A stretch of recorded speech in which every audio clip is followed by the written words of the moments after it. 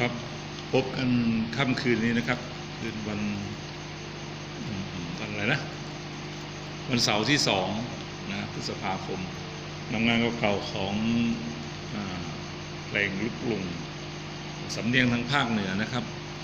มอบแด่ชาวเหนือแล้วกันนะแล้วเสียงซึ้งครับ